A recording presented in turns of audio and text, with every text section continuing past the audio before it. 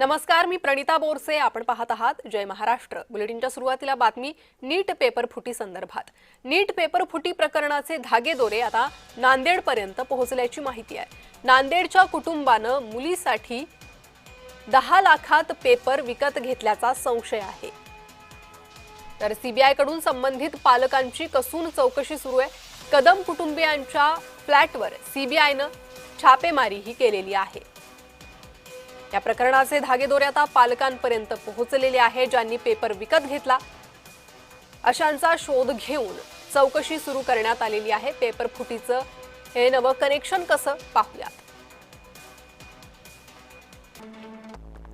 PV कुलकर्णीकडून chemistry पेपरचे प्रश्न leak. Manisha मांढरेकडून बायोलॉजीच्या प्रश्नपत्रिकेतील प्रश्न लीक. एजंट म्हणून काम करणाऱ्या वाघमारे लोखंडे खैरनार मार्फत विद्यार्थ्यांकडे प्रश्न पोहोचले.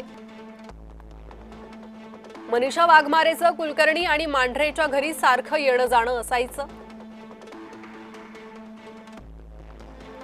मनीषा वाघमारेकडून पेपर धनंजय लोखंडेकडे, नंतर शुभम खैरनार पर्यंत पोहोचला. पुढे हाच पेपर गुरुग्रामच्या यश यादवकडे गेला.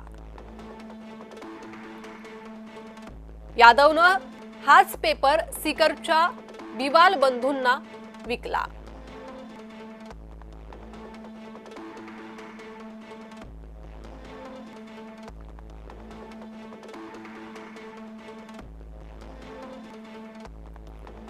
तर नीटचे आरोपी महाराष्ट्रातील आरोपी आहेत.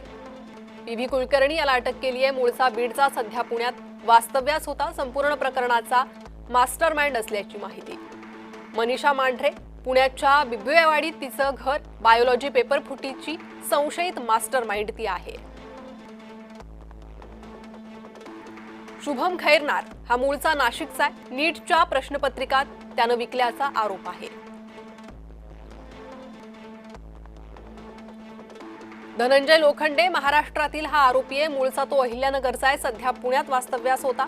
शुभमकडून घेऊन प्रश्नपत्रिका विकल्याचा त्याच्यावर आरोप आहे. मनीषा वाघमारे पुण्याच्या बिबवेवाडीत तिचं घर आहे. नीट पेपर फुटी प्रकरणात सहभागाचा तिच्यावर संशय आहे.